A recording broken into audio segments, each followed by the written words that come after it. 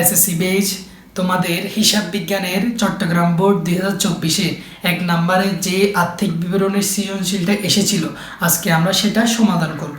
চলো আমরা প্রশ্নটা দেখে নিই। প্রশ্নটা বলছে নির্মল এন্টারপ্রাইজের একটা রয়াল মিল দিছে, এই রয়াল মিল ওখানে কিছু সমন্বয় দিছে এবং প্রশ্নে বলছে যে 1 নম্বরে প্রত্যক্ষ ব্যয় নির্ণয় করো। আচ্ছা, তোমরা প্রত্যক্ষ ব্যয় সম্পর্কে আশা করি অবগত রয়েছে। তাও আমি বলছি, প্রত্যক্ষ ব্যয় হচ্ছে যে তুমি প্রতিষ্ঠানে কোনো পণ্য কেনার পর ওইটা প্রতিষ্ঠানে ঢোকার আগ পর্যন্ত যা যা ব্যয় হবে গো প্রত্যক্ষ ব্যয়, যেমন জলযান ভাড়া, মজুরি, ডক চার্জ, শুল্ক, এগুলো হচ্ছে প্রত্যক্ষ ব্যয়। আর পরোক্ষ ব্যয় হচ্ছে কোনগুলা, এই পণ্যটা ঢুকানোর পর তোমার প্রতিষ্ঠানের ভিতরে ঢুকানোর পর যা বাড়তি খরচ হবে, যা যা খরচ হবে তা কি পরোক্ষ খরচ। চলো আমরা প্রত্যক্ষ খরচটা নির্ণয় করি। আচ্ছা, এখানে প্রত্যক্ষ খরচের মধ্যে কি কি বসবে দেখি আমরা।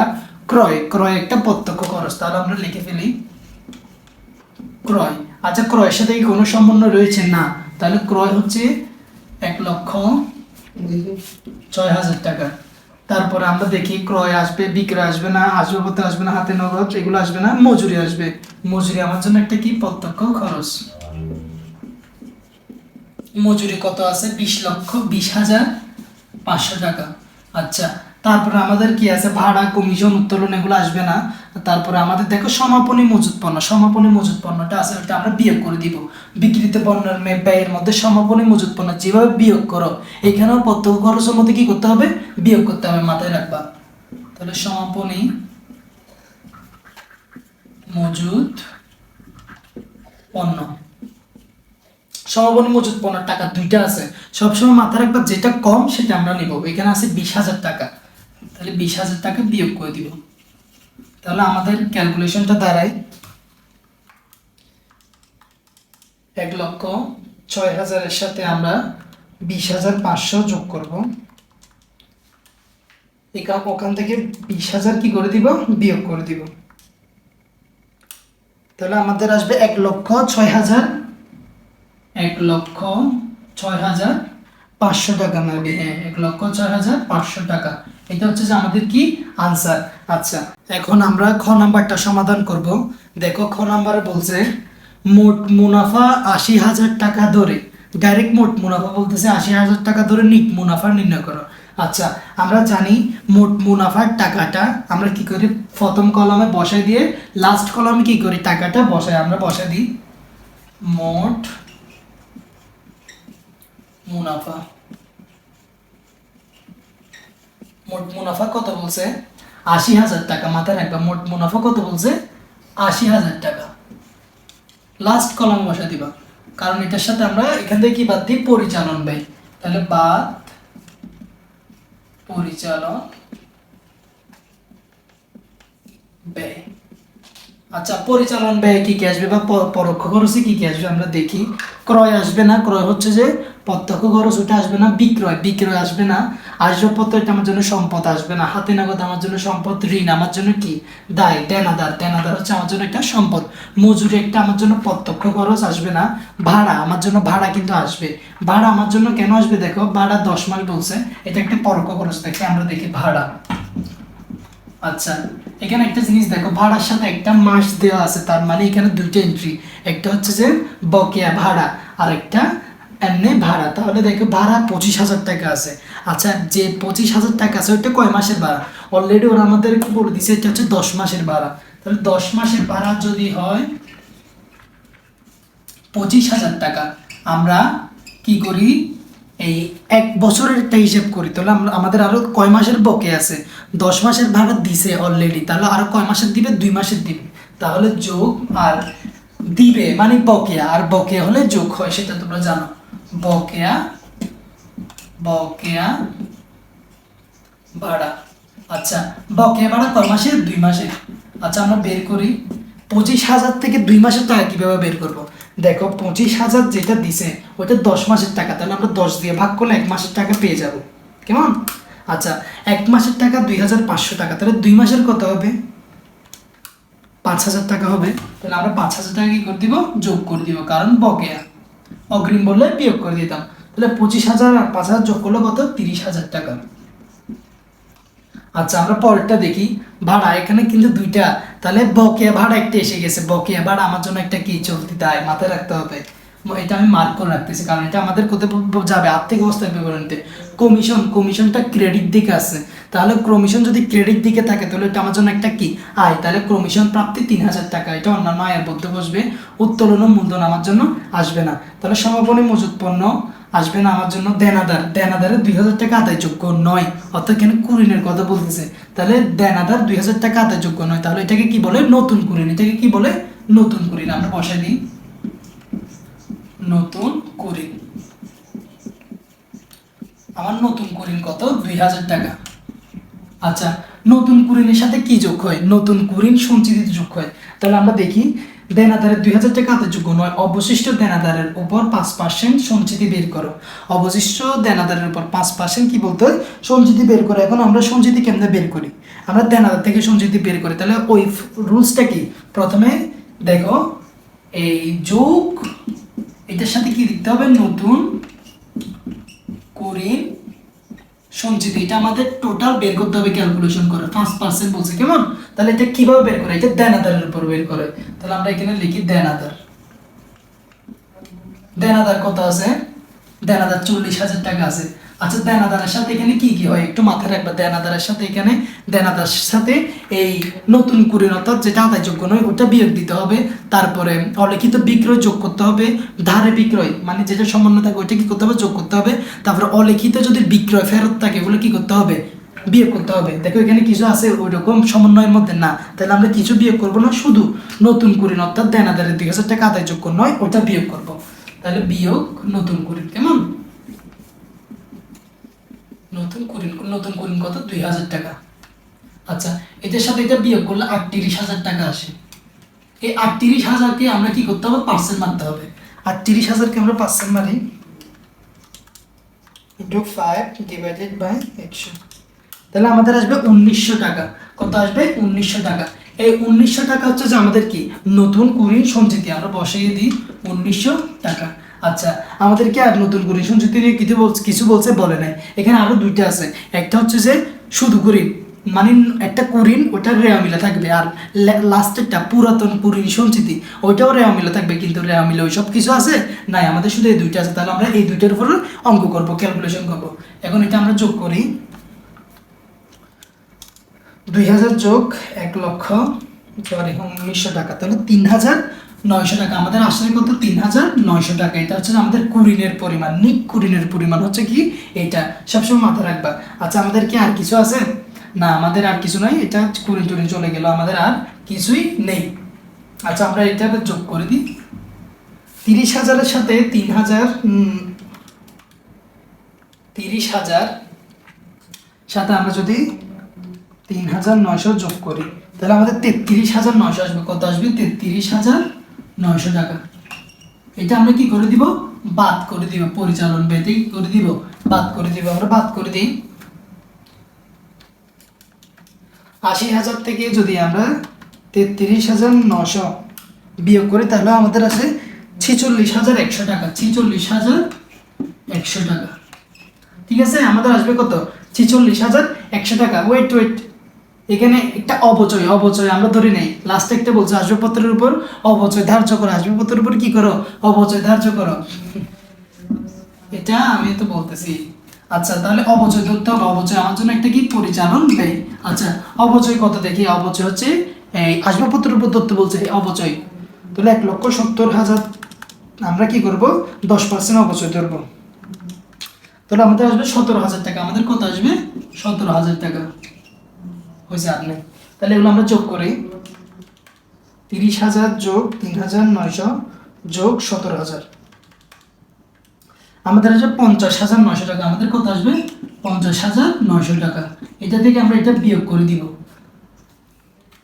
80,000 থেকে 50,900 টাকা যদি বিয়োগ করি তাহলে আমাদের আসবে 29,100 টাকা। আমাদের আসবে কত, 29,100 টাকা। আচ্ছা, আমাদের কত আসবে, 29,100 টাকা। এটা হচ্ছে আমাদের নিট পরিচালন মুনাফা। এখন আমরা এখানে অন্যান্য আয় যোগ করবো, যোগ অন্যান্য আয়। অন্যান্য আয় কি আছে কিনা, আছে। দেখো তোমরা খেয়াল করলে দেখতে পারবো অন্যান্য আয় কি আছে। একটা কমিশন ছিল আমাদের, এই তো কমিশন ক্রেডিট দিকে, এটা হচ্ছে আমাদের জন্য একটা কি আয়। তাহলে কমিশন প্রাপ্তি, কমিশন প্রাপ্তি, কমিশন প্রাপ্তি কত আছে 3000 টাকা। আমরা 3000 টাকা ডাইরেক্ট বসে দেবো, কারণ এখানে আমাদের আর নেই 3000 টাকা। তাহলে এটা ক্যালকুলেশন করলে কত আসে, যোগ 3000,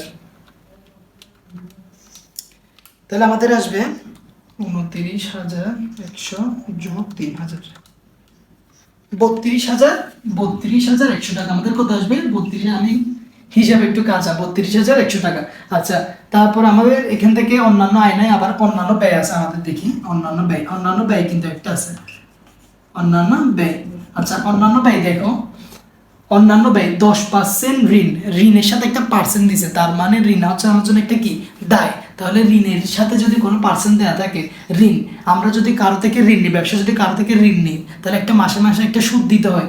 কত সুদ দিব, 10% সুদ দিব, অর্থাৎ 1 লক্ষ টাকার উপর 10% সুদ। এখন 1 লক্ষ টাকার উপর 10% সুদ দিলে আমাদের কত আসে, 10,000 টাকা আসে ঋণের সুদ। ঋণের সুদ কত, 10,000 টাকা। আমাদের এখানে আর আছে, দেখি আর আছে মজুরি ভাড়া কমিশন, না আমাদের আর নাই, তাহলে এটা কত আসবে 10,000 টাকা। এটা আমরা কি করবো, যে বিয়োগ করবো, যে মাথায় রাখবা। তাহলে 32,100 থেকে যদি আমরা 10,000 বাদ দিই, তাহলে আমাদের আসবে 22,100 টাকা। এটা হচ্ছে যে কি আমাদের নিট মুনাফা, নিট মুনাফা। এখন আর্থিক অবস্থার বিবরণের জন্য এখানে একটা এন্ট্রি লুকিয়ে থাকবে, এটা হচ্ছে বকেয়া ঋণের সুদ। কেমন, এটা আমাদের চলতে দেয়, এগুলো মাথায় রাখলে হবে। আচ্ছা, এটা আমার টোটাল আনসার হচ্ছে 22,100 টাকা। এখন আমরা তোমাদের গ নাম্বারে যেটা বলা হয়েছে যে নিট মুনাফা 34,100 টাকা ধরে আর্থিক অবস্থার বিবরণ প্রস্তুত করো। এখন তোমার আর্থিক অবস্থার বিবরণের ফরম্যাটটা মুখস্থ রাখতে হবে। আর্থিক অবস্থার বিবরণীতে কি কি আছে, চলতি সম্পদ, তারপরে স্থায়ী সম্পদ, তারপরে দীর্ঘমেয়াদী সম্পদ, তারপরে অলিক সম্পদ, এই চারটা যোগ করার পর যে অ্যামাউন্টটা আসবে, এবং চলতি দায়, স্থায়ী দীর্ঘমেয়াদী দায়, তারপর ওখানে সাথে মালিকানার সাথে যোগ করে যে অ্যামাউন্টটা আসবে, ওই সম্পদের আর দায়ের অ্যামাউন্টটা কি করতে হবে, মিল থাকতে হবে। অর্থাৎ ওখানে 100 টাকা হলে এখানে কি করতে হবে, 100 টাকা হবে, নাহলে তোমার আনসারটা কি হয়ে যাবে, ভুল হয়ে যাবে। তাহলে আমরা আগে চলতি সম্পদটা বের করে নিই। আর এখানে উপরে টাইটেলগুলা, ঠিক আছে, উপরের টাইটেলগুলো অবশ্যই দিতে হবে। এখানে মাস্ট তোমাকে একটা নাম্বার দিবে, তোমার অঙ্ক হোক না হোক। এখানে আশা করি তোমাদের কি টিচারে এটা দেখলে একটা নাম্বার দিবা, যদি না দাও তোমার নাম্বারটা কেটে ফেলবে। এখন প্রশ্ন করতে পারো আমি দিই নাই কেন, আমার এখানে দিলে আমার এখানে জায়গা থাকবে না, বহুত ছোট সেজন্য। আচ্ছা, এখন আমরা গ নাম্বারটা সমাধান করে আমরা প্রথমে কি করবো, চলতি সম্পদ বের করবো। চলতি সম্পদ, আমি কথা বেশি স্পিডে বলে ফেলি, সরি। আচ্ছা, চলতি সম্পদ, আমাদের চলতি সম্পদগুলো কি কি আমরা দেখি। ক্রয় বিক্রয় এগুলো আসবে না, শুধু সম্পদ লাগবে আমাদের। আসবাবপত্র, আসবাবপত্র একটা স্থায়ী সম্পদ, এটা আসবে না, স্থায়ী সম্পদে আসবে। আচ্ছা, হাতে নগদ, এটা আমার জন্য একটা চলতি সম্পদ, তাহলে হাতে নগদ লিখি, হাতে নগদ। আচ্ছা, হাতে নগদের থেকে যদি ক্যাশ বাক্স থেকে যদি কোনো কিছু চুরি হয়, এটা সমন্বয় থাকে, তাহলে ওইটা বিয়োগ করে দিব। তাহলে আমাদের থেকে সমন্বয় ওরকম কিছু নাই, তাহলে আমরা হাতে নগদ টাকাটা বসে দিই 1,30,000 টাকা। আচ্ছা, তারপর আমাদের কি আছে, ঋণ, এটা আমার জন্য দায়, দেনাদার আমার জন্য একটা কি সম্পদ, চলতি সম্পদ, দেনাদার। আচ্ছা, দেনাদারের সাথে কিছু যোগ বিয়োগ হবে, কি যোগ বিয়োগ হবে, দেনাদার থেকে অলিখিত বিগ্রহ যোগ হবে, তারপরে ওখান থেকে নতুন কুড়িন, অর্থাৎ দেনাদারের 2,000 টাকা এটা বিয়োগ হবে, অবশিষ্ট দেনাদারের কুড়িন সঞ্চিতি ওইটা বিয়োগ হবে। আচ্ছা, দেনাদার কত, 40,000 টাকা। এখান থেকে আমরা বিয়োগ করব কি, নতুন কুড়িন। নতুন কুড়িন কত ছিল আমাদের, একটু সমন্বয়ের দিকে তাকাও, নতুন কুড়িন ছিল আমাদের 2,000 টাকা, এটা আমরা বিয়োগ করব। আচ্ছা, তারপরে আমাদের বিয়োগ করতে হবে নতুন কুড়িন সঞ্চিতি, নতুন কুড়িন সঞ্চিতি। নতুন কুড়িন সঞ্চিতি আমাদের কত ছিল, একটু আবার যোগ বিয়োগ করতে হবে। আমাদের দেনাদারের উপর নতুন কুড়িন সঞ্চিতিটা বের করতে হবে। দেনাদার কত, 40,000 টাকা। দেনাদার থেকে এটা বিয়োগ হবে কেমন, 2,000 টাকা, এটার উপর 5% ক্যালকুলেশন করবো আমরা, তাহলে আমাদের কত আসবে 1,900 টাকা। 1,900 টাকা এটা কি আমাদের নতুন কুড়িন সঞ্চিতি, এটাও কি হবে, বিয়োগ হবে। আচ্ছা, এবার আমরা এটি ক্যালকুলেশন করি, 40,000 বিয়োগ 2,000 বিয়োগ 1,900 টাকা, তাহলে আমাদের আসবে 36,100 টাকা। আমাদের আসবে কত, 36,100 টাকা। আচ্ছা, তাহলে আমাদের কি গেল, এই হাত দেনাদার গেল, তারপর কি মজুরি আমার জন্য আসবে না, ভাড়া আসবে না। আচ্ছা বকেয়া ভাড়া, এখানের মধ্যে একটা এন্ট্রি লুকিয়ে আছে বকেয়া ভাড়া, এটা আমার জন্য কি একটা চলতি দায়, কারণ আমার ব্যয় যদি বকেয়া থাকে চলতি দায়। আচ্ছা ওখানে একটা বকেয়া ঋণের সুদ ছিল, এটা একটা কি চলতি দায় ব্যয় বকেয়া, তাহলে কি কমিশন আমার জন্য আসবে না, উত্তোলন মূলধন আসবে না, ওই সমাপনী মজুত পণ্য এটা আমার জন্য আসবে। আচ্ছা আমরা সমাপনী মজুত পণ্যটা লিখে ফেলি, সমাপনী মজুত পণ্য। সমাপনী মজুত পণ্য যেটা কম সেটা নেব, কত আছে 20,000 টাকা। আচ্ছা এখানে কি আমাদের আর আছে কিছু না, তাহলে আসবাবপত্রের উপর না আমাদের আসবে না, এটা তো স্থায়ী সম্পদ। আচ্ছা এগুলো আমরা যোগ বিয়োগ করি, 1,30,36,100 টাকা যোগ 20,000, তাহলে আমাদের আসবে 1,86,100 টাকা, 1,86,100 টাকা। আচ্ছা এখন আমরা এটার সাথে কি চলতি সম্পদের সাথে স্থায়ী সম্পদ যোগ করব। আমাদের স্থায়ী সম্পদ আছে, স্থায়ী সম্পদ, যদি স্থায়ী সম্পদ থাকে যোগ করবো, নাহলে যোগ করবো না। আর দীর্ঘমেয়াদী সম্পদ থাকলে যোগ করবো, করবো না। অলিক সম্পদ থাকলে যোগ করবো, করবো না। এখন এখানে আমাদের শুধু একটা স্থায়ী সম্পদ আসবাবপত্র আছে, দেখে ফেলো আসবাবপত্র। আচ্ছা আসবাবপত্রের সাথে একটা জিনিস দেখো, সমন্বয় বলছে আসবাবপত্রের উপর 10% অপচয়। যদি স্থায়ী সম্পদ তোমাকে বের করতে বলে, তাহলে স্থায়ী সম্পদের সাথে যদি কোনো অপচয় থাকে ওইটা বিয়োগ করে দিতে হয়। তাহলে আসবাবপত্র আমাদের কত 1,70,000 টাকা, এটা থেকে আমরা কি বিয়োগ করে দিব, অপচয়। অপচয় 10% কত আসবে, 17,000 টাকা। এটা আমরা বিয়োগ করে, এটা আমরা বিয়োগ করলে কত আসবে, 1,70,000 বিয়োগ 17,000, তাহলে আমাদের আসবে 1,53,000 টাকা, 1,53,000 টাকা। আমাদের আর কোনো এন্ট্রি নেই, সেই জন্য তুমি এটা এখানে না লিখে এখানে লিখে ফেলবা, 1,53,000 টাকা। আমাদের কত আসবে, 1,53,000 টাকা। আমাদের দীর্ঘমেয়াদী সম্পদ আছে নাই, কৌলিক সম্পদ আছে নাই, তাহলে এটা হচ্ছে আমাদের কি টোটাল সম্পদের পরিমাণ। তাহলে কত আসবে, 1,86,100 যোগ 1,53,000, আমাদের আসবে 3,39,100 টাকা, 3,39,100 টাকা। এটা হচ্ছে যে আমাদের কি সম্পদের টোটাল সম্পদ আমাদের। এবার আমরা টোটাল ব্যয় টোটাল দায় বের করবো। চলো আমরা টোটাল দায় বের করি। প্রথমে বের করবো আমরা চলতি দায়, চলতি দায়। আচ্ছা চলতি দায়গুলো কি কি হতে পারে, চলতি দায় দেখো, যেমন পাওনাদার, ব্যাংক জমা অতিরিক্ত, এগুলো হচ্ছে চলতি দায়। এগুলো আমাদের আছে এখানে, ক্রয় বিক্রয়, আসবাবপত্র হাতে নগদ, এই তো 10% ঋণ। এখানে একটা বকেয়া ঋণের সুদ জমা ছিল, আমরা ওটা লিখে ফেলবো, বকেয়া ঋণের সুদ। বকেয়া ঋণের সুদ, ঋণ কত আছে 1,00,000 টাকা, এখানে 10% বলছিল না, 10%, তাহলে কত আসবে 10,000 টাকা। আচ্ছা বকেয়া ঋণের সুদ, দেনাদার মজুরিগুলো আসবে না। ভাড়া আমাদের 2 মাসের বকেয়া ছিল, তাহলে বকেয়া ভাড়া আমাদের চলতে দেয়, বকেয়া ভাড়া, তাহলে বকেয়া ভাড়া আমাদের কত ছিল, বকেয়া ভাড়া আমাদের 25,000, 2 মাস ছিল 5,000 টাকা, কেমন, তাহলে 5,000 টাকা। তাহলে আমাদের এখানে যোগ করলে আর কি আসে, চলতি দায় কি আর কি হচ্ছে, ভাড়া কমিশন তুলনা আসবে না, আর কিছু নাই। তাহলে আমাদের টোটাল হচ্ছে যে এই 15,000 টাকা। আচ্ছা এবার আমরা কি করব, চলতি দায়, স্থায়ী দায় আছে আমাদের একটা, স্থায়ী দায় সরি দীর্ঘমেয়াদী একটা দায় আছে, ওটা হচ্ছে কি ঋণ, দীর্ঘমেয়াদী দায়,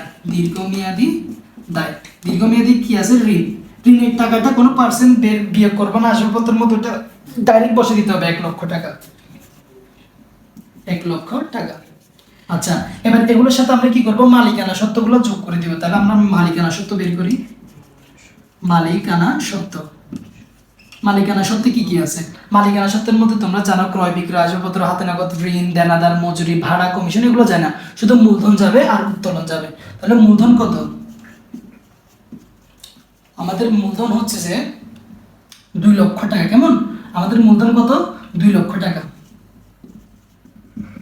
এখান থেকে আমাদের বিয়োগ দিতে হবে কি, উত্তোলন, মাথায় রাখবে সবসময়, এখানে আমাদের বিয়োগ দিতে হবে কি, উত্তোলনের পরিমাণ হচ্ছে 10,000 টাকা। তাহলে এটা আমরা বিয়োগ দিই, 2,00,000 থেকে যদি 10,000 বাদ দিই তাহলে কত আসবে, 1,90,000 টাকা, 1,90,000 টাকা।